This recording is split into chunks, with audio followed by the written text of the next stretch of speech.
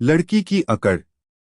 ये शब्द जितना साधारण लगता है उतना ही गहरा जहर बन जाता है जब कोई उसे बिना समझे सहन करता है।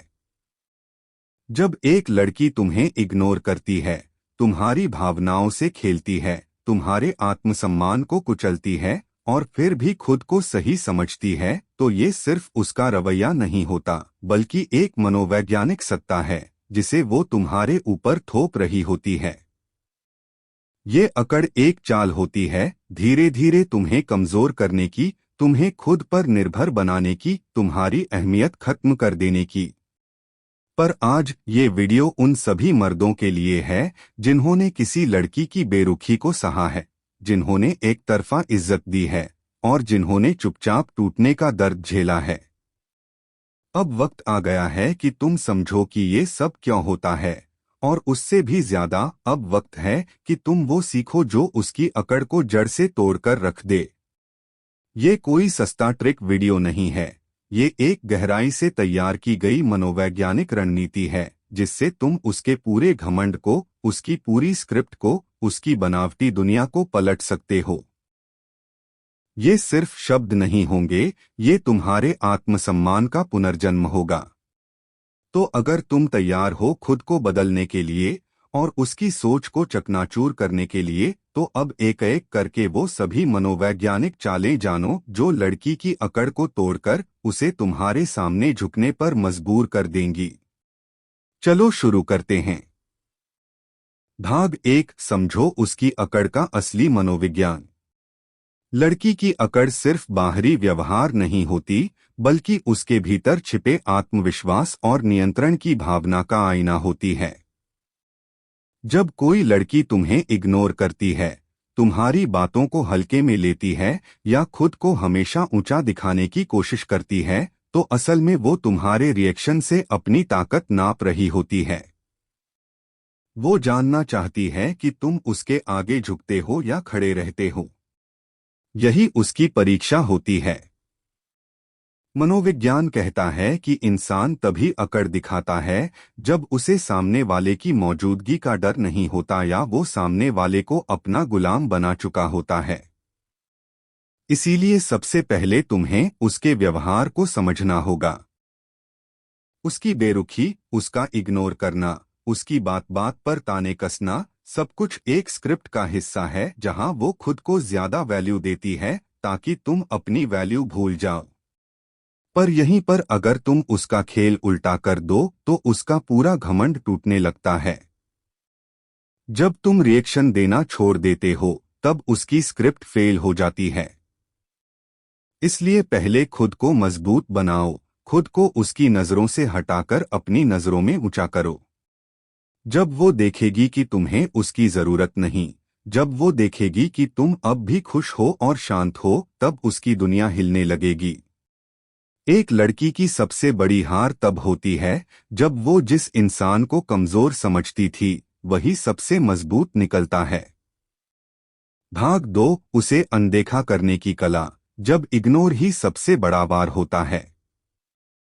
अब जब तुम उसकी मानसिकता को समझ चुके हो, अगली सबसे घातक चाल होती है इग्नोर करना।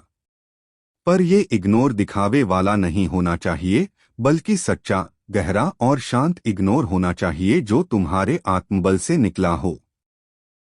जब तुम किसी लड़की को वाकई इग्नोर करते हो, न नजरें मिलाते हो, न फुर्सत देते हो, न ही उसकी चालों पर रिएक्शन देते हो, तो वो खुद को असहाय महसूस करने लगती है। औरत की सबसे बड़ी भूख ध्यान है। जब उसे ध्यान नहीं मिलता, वो बेचैन होती है।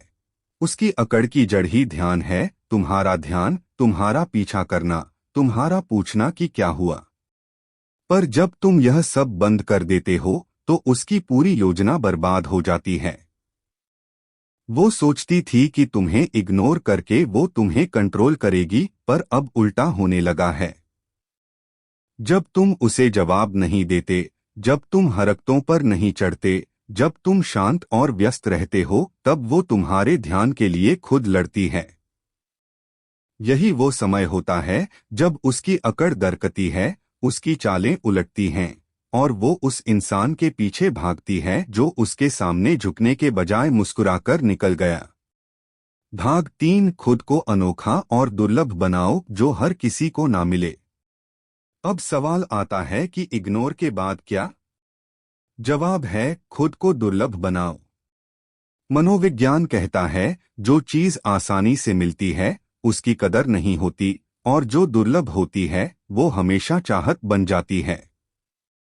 अगर तुम हर वक्त उसके लिए उपलब्ध हो, उसकी हर बात मानते हो और उसके इशारों पर चलते हो, तो वो तुम्हें एक सस्ते विकल्प की तरह देखेगी। लेकिन अगर तुम अपनी वैल्यू बढ़ा दो, खुद को बिजी रखो, खुद पर काम करो, अपना व्यक्तित्व और जीवन इतना आकर्षक बना लो कि वो खुद तुम्हारी दुनिया का हिस्सा बनना चाहे, तब उसकी अकड़ खुद गिरती चली जाएगी। लड़की की अकड़ तब तक टिकती है जब तक उसे लगता है कि तुम्हारे पास उससे बेहतर कुछ नहीं है। पर जब वो देखती है कि तुम्हारे पास एक मजबूत जीवन, लक्ष्य, आत्मसम्मान और दूसरों का ध्यान है, तब उसकी सोच हिल जाती है। वो सोचती है, अगर ये मेरे बिना इतना खुश है तो क्या मैं ही कुछ मिस कर रही हूँ, और वहीं से उसकी अकड़ पिघलने लगती है। इसलिए खुद को इतना अनोखा बनाओ कि वो तुम्हें खोने से डरे। भाग 4, रहस्य बनो। जवाब नहीं, उसे कंफ्यूज करो, कनेक्ट नहीं। जब तुम पूरी तरह से समझ लिए जाते हो तो लड़की तुम्हें हल्के में लेने लगती है।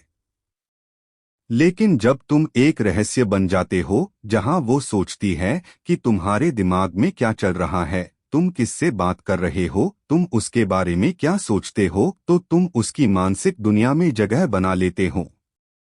याद रखो, औरतें जवाब से नहीं, रहस्यों से आकर्षित होती हैं। अगर तुम हर सवाल का जवाब देते हो, हर समय बताते हो कि क्या कर रहे हो, तो तुम प्रेडिक्टेबल बन जाते हो। पर जब तुम चुप रहते हो, हंसते हो, लेकिन कम बोलते हो, और उसे अपनी सोच के बारे में भ्रमित करते हो, तब तुम उसकी मानसिक ऊर्जा का केंद्र बन जाते हो।